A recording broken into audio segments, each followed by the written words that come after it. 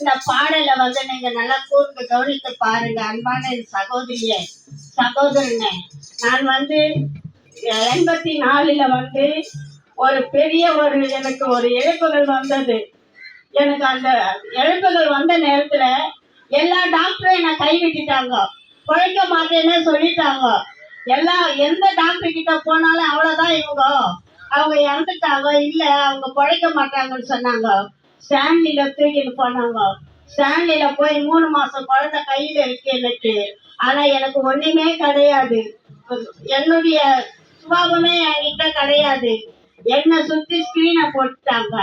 ஆனாலும் கூட என் தேவன் பாருங்க, பாவிகளை ரட்சிக்கதான் இந்த பூமிக்கு வந்தேன்னு சொன்னாரு. ஆனாலும் நான் செத்து போய் மறைச்சி கையெழுத்து கேட்கறாங்க. கையெழுத்து கேட்க என்ன சாவுகளும் கணக்கு போற என்ன கர்த்தர் எனக்கு முன்குறிச்சதுனால என்ன தெரிந்து கொண்டு எனக்கு டாக்டர் மூலியமா என்னைக்குமே வராத அந்த டாக்டர் அன்னைக்கு திடீர்னு அவரு மூலியமா எனக்கு சுகத்தை வெளுத்து ஆரோக்கியத்தை கொடுத்து என்னை ஒரு மனுஷியா அந்த இடத்துல என்னை வைத்து எனக்கு ஜீவனை கொடுத்து இன்னைக்கு நான் அதை நினைச்சுதாங்க அந்த பாட்டை பாடுறேன். ஏசு இல்லைன்னா நான் இல்லைங்க. ஆனாலும் எனக்கு அன்பான சகோதரியே, எத்தனையோ பேருக்கு எத்தனையோ கஷ்டங்கள் இருக்குது, எத்தனை போராட்டங்கள் இருக்குது, பிரச்சனைகள் இருக்குது. ஆனா இயேசுவை நம்பவங்களுக்கு எல்லாருக்கும் விடுதலை உண்டு என்று வேதம் சொல்லப்பட்டிருக்குதுங்க. இந்த நாளில இந்த சாட்சியை கேட்டு நீங்க எனக்கு அருமையான சகோதரனை என்ன மருத்துவமனைக்குல இருந்து என்னை அனுப்பப்பட்டு என்ன எங்க இருப்பேன்னு எனக்கே தெரியாது. என் எலும்பு கூட இருந்திருக்காது.